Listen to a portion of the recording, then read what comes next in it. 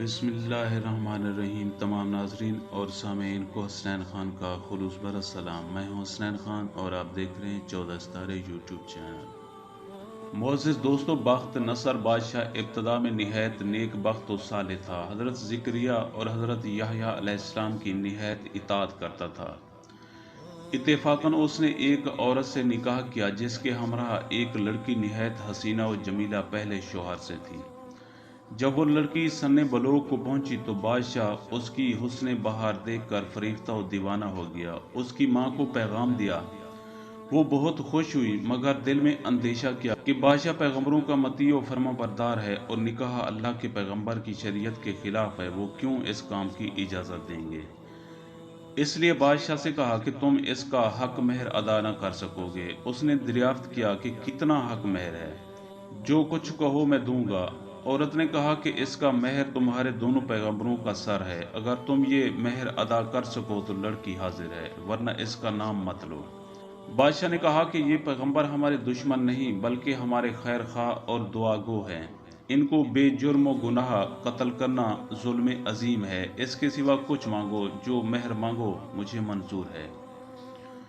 اس نے کہا کہ اس کے سوا کوئی مہر نہیں۔ بادشاہ نے ہوائے نفسانی سے مغلوب ہو کر فوج کو حکم دیا کہ دونوں بے گناہوں کا سر کاٹ لاؤ۔ حکم ملتے ہی سپاہیوں نے جا کر پہلے حضرت یحییٰ علیہ السلام کو بیت المقدس میں قتل کیا اور حضرت زکریا علیہ السلام یہ حال دیکھ کر جنگل کی طرف بھاگ نکلے۔ فوج پیچھے ہوئی اور شیطان نے ان کی رہنمائی کی۔ جب سپاہیوں نے ان کو گھیر لیا تو حضرت زکریا علیہ السلام نے ایک درخت سے التجا کی کہ مجھ کو اس وقت پناہ دے دو۔ وہ درخت پھٹ گیا، یہ اس کے اندر سما گئے، وہ پھر بند ہو گیا، لیکن قدرے کپڑا تھوڑا سا باہر رہ گیا۔ فوج متحیر ہوئی کہ کہاں غائب ہو گئے۔ شیطان نے نشان دیا کہ اس درخت کے اندر ہیں اور یہ کپڑا ان کے موجود ہونے کی علامت ہے۔ پھر شیطان نے آرا کی ترکیب بتلائی، درخت چیرا گیا۔ جب نوبت ان کے سر تک پہنچی تو حضرت یحییٰ علیہ السلام نے سسکی بھری۔ حکم الہی نازل ہوا، اگر اف کرو گے تو پیغمبری سے خارج کر دیے جاؤ گے۔ تم نے درخت سے پناہ کیوں مانگی؟ اگر ہم سے التجا کرتے تو کیا ہم پناہ نہیں دے سکتے تھے؟ اب اس کا مزہ چکھو اور چپ چاپ سر پر آرا چلنے دو۔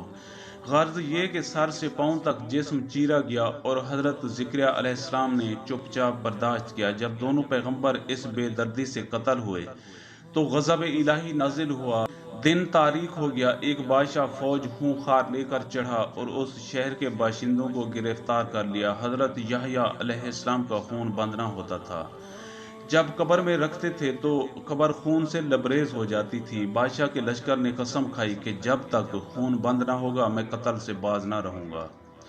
ہزارہا آدمی تاہو تیغ کر دیے گئے لیکن خون بند نہ ہوا۔ اس وقت ایک شخص حضرت یحییٰ علیہ السلام کی لاش پر آیا اور کہا کہ تم پیغمبر ہو، ایک خون کے بدلے میں 1000 آدمی قتل ہو چکے ہیں، اب کیا سارے جہان کو قتل کراؤ گے؟ اتنا کہنا تھا کہ خون بند ہو گیا۔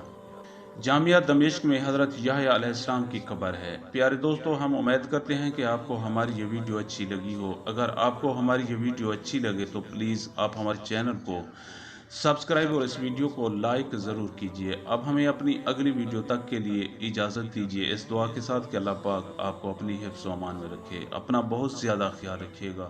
شکریہ، خدا حافظ۔